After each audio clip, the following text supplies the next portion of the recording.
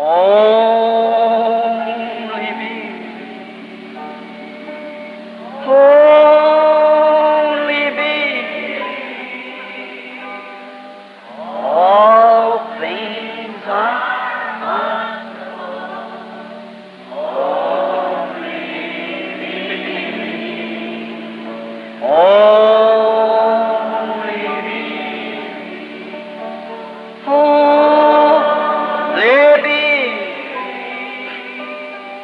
All things are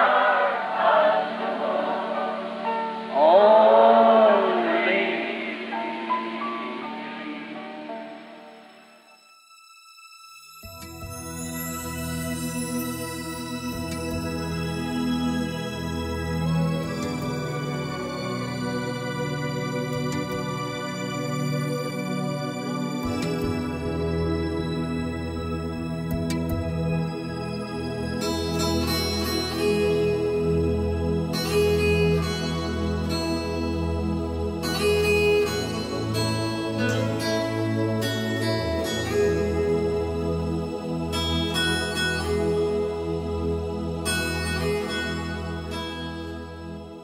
Momento de meditação.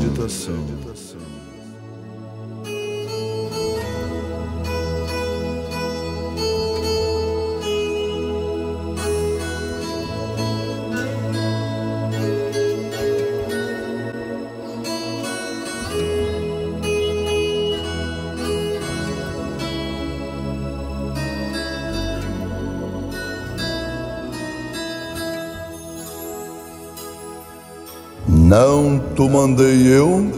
Esforça-te e tem bom ânimo.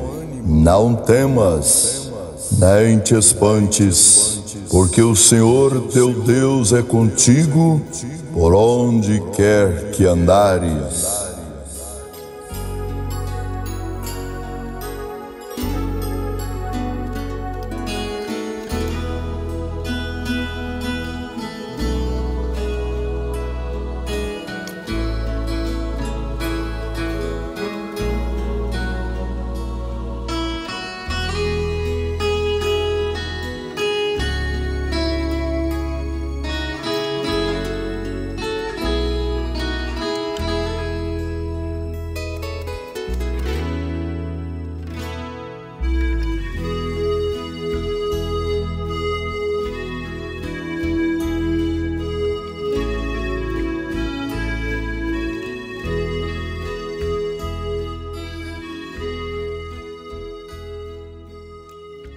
Mas então Josué se levantou para o êxodo.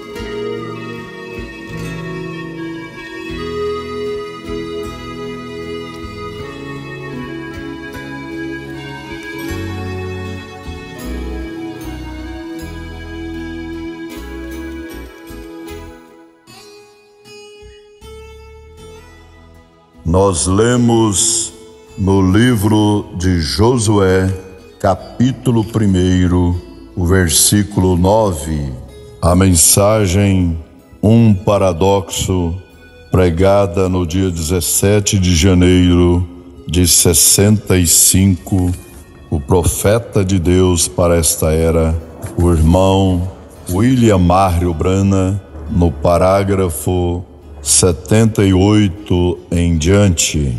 Porque temos de aceitar organizações e tais que anulam isso do livro?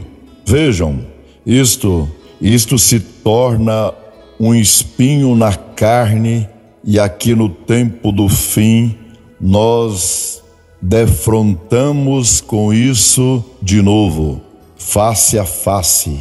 Compete aos metodistas, batistas, presbiterianos e outros mais. Vejam, vocês não podem continuar.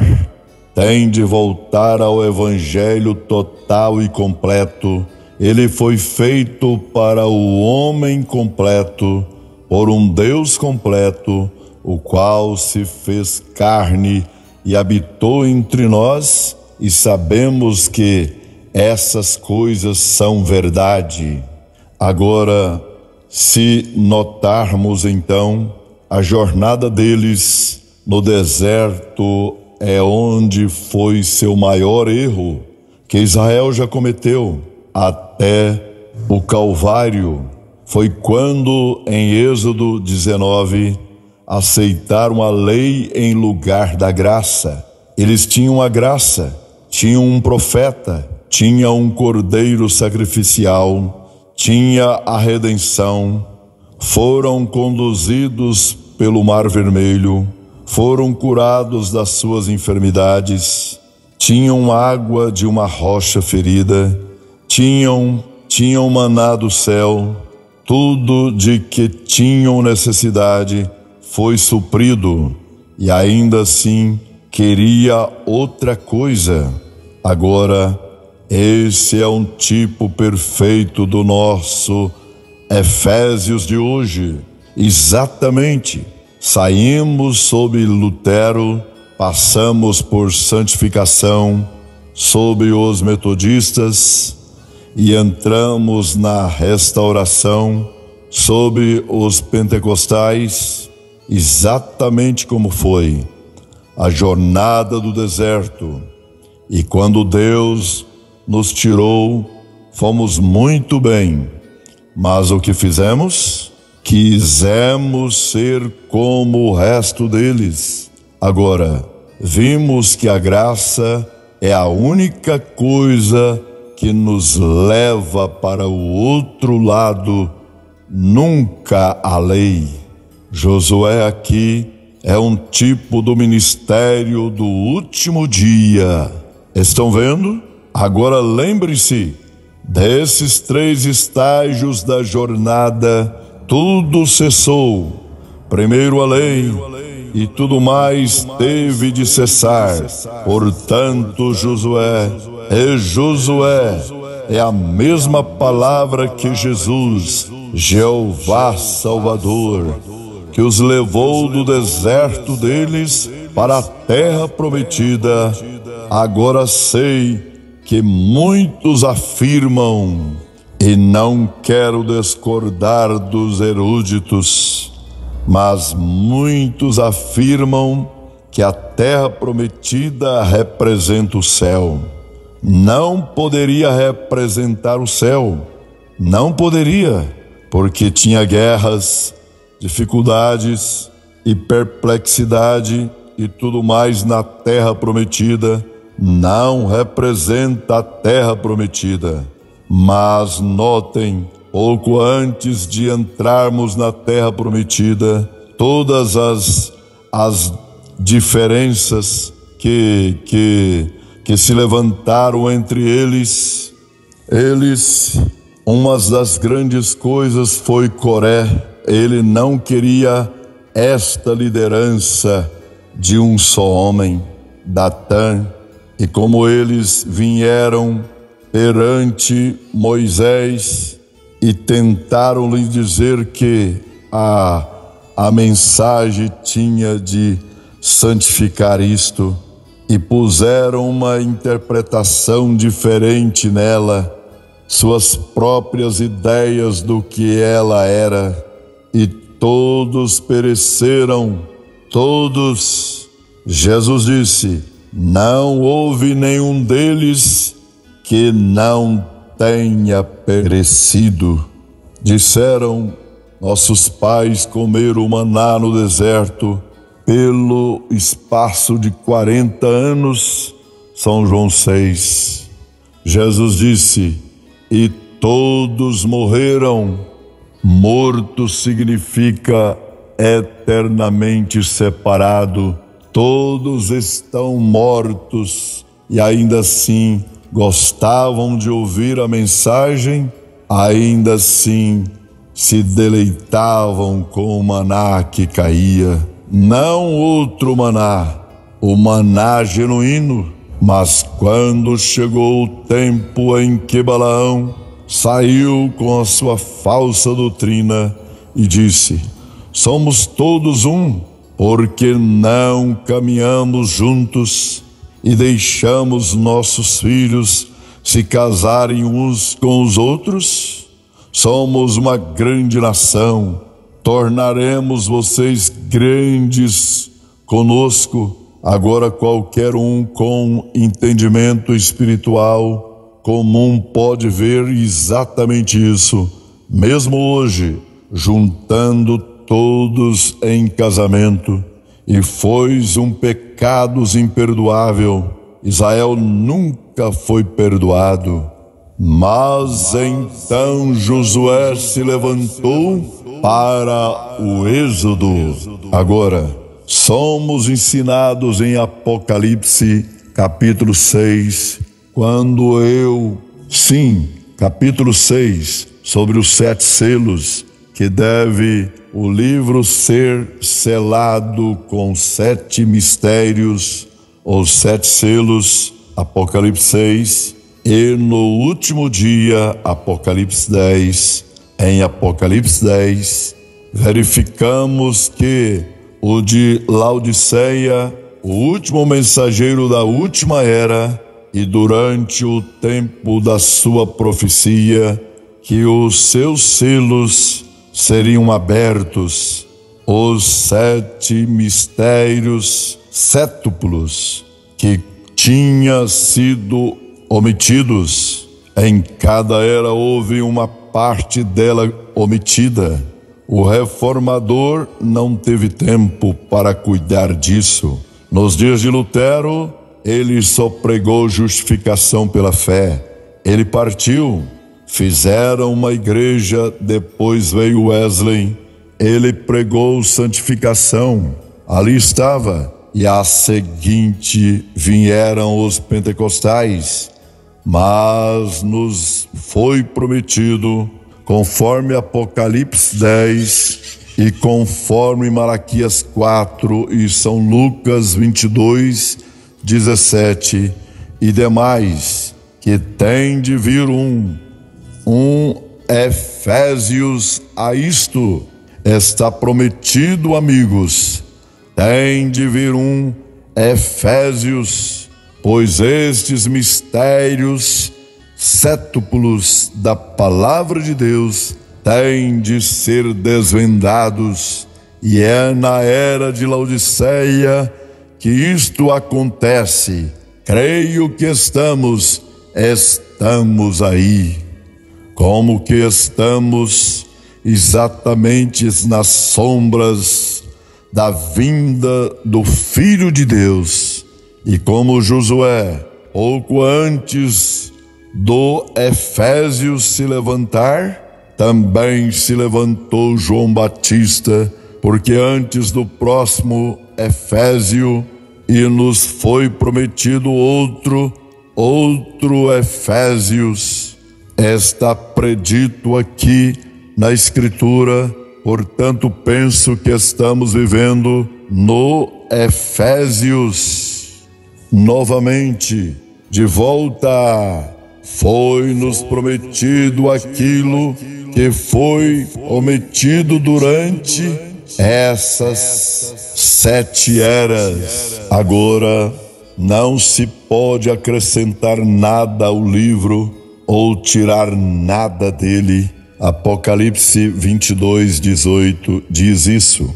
Quem acrescentar uma palavra ou tirar uma palavra, sua parte será tirada do livro da vida. Agora, não podemos acrescentar nem tirar. Portanto, sabemos que Lutero não pôde chegar a isso.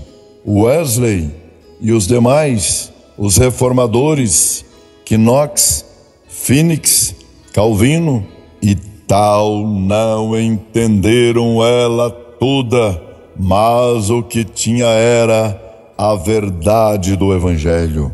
Mas agora, nos últimos dias, nos é dado o entendimento pela palavra de que vamos entender, porque virá uma era de Éfeso a isto, e estamos aqui. Agora, paradoxo, vou deixar isso pendente, porque só tenho mais uns 10 minutos e então teremos a fila de oração. Paradoxo: há algumas pessoas hoje em dia que não creem em milagres. Dizem que não podem crer que haja essa coisa de milagres nesta era moderna. Bem, não tem intenção de dizer nada de mal sobre essas pessoas, mas estão espiritualmente insensíveis.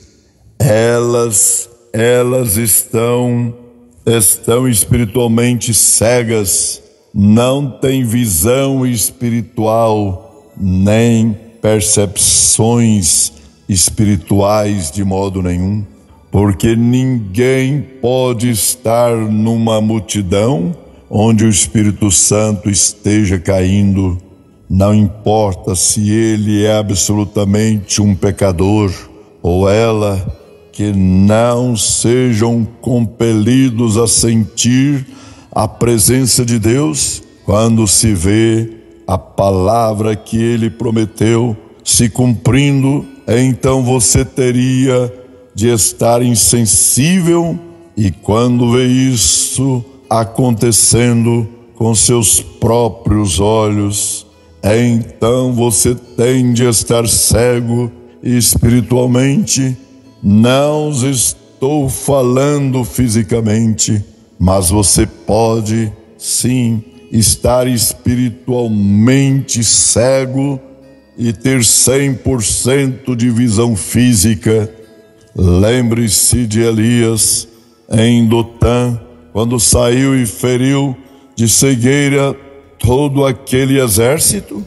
A Bíblia diz que feriu e os guiou direto para uma emboscada, quando não sabiam quem ele era, e no entanto ele tinha exatamente a aparência que devia ter, e assim por diante. E ele foi direto a eles, mas estavam cegos. E você pode ficar na presença do Deus vivo, pode ficar sob a unção do Espírito e vê-lo se movendo, e ainda assim isto não o toca. Você pode ver o que Deus disse ser pregado a você perfeitamente, e então ser manifestado, e ainda assim não quer entrar. Não creio nisso. Então aí você está fora de alcance, você já está morto, insensível, cego, acabado. Eles estavam completamente. O mundo será que, se essa mesma pessoa que não crê em milagre, será que, se dizem que só podem ser as coisas que podem, que são reais, que são as cientificamente provadas, será que conseguiria algum cientista ou qualquer um que não creia em milagre me explique como este mundo permanece em sua órbita, como mantém seu tempo perfeito ao redor do Equador, e da maneira que gira e tão perfeito?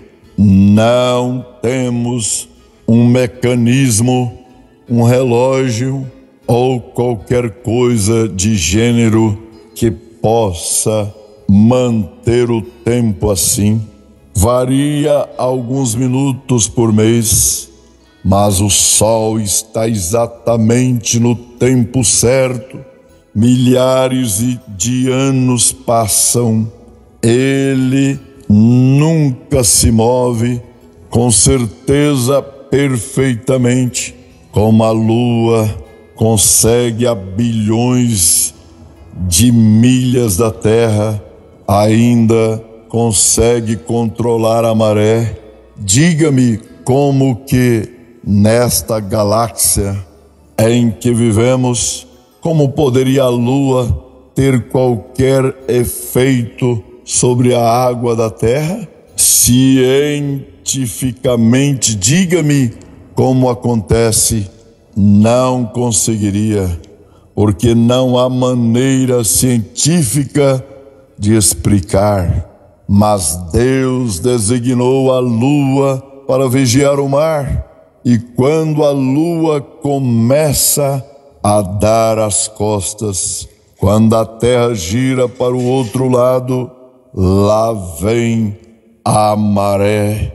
Mas quando ela desperta da manhã seguinte e olha para trás assim, a maré corre de volta para o seu lugar. É um sentinela. Ah, você diz, isso só acontece no litoral. Não, acontece aqui mesmo no Arizona e até lá no estado de Kentucky. Onde quer que se cave um buraco na terra fundo e bastante para os encontrar água salgada, você descobrirá que quando a maré baixa, a água salgada desce no cano, e quando a maré sobe, ela também sobe a centenas de milhares do litoral. Poderíamos pregar um sermão sobre isso. Como Deus, apesar de estar na glória, mas suas ordens lá têm o mesmíssimo efeito no mundo inteiro e em qualquer um que receba a promessa. Sua ordem é dada. Ele tem leis da natureza e elas se manterão absolutamente verdadeiras desde o Pentecostes ou qualquer outro tempo, a qualquer tempo em que Deus tenha feito a promessa.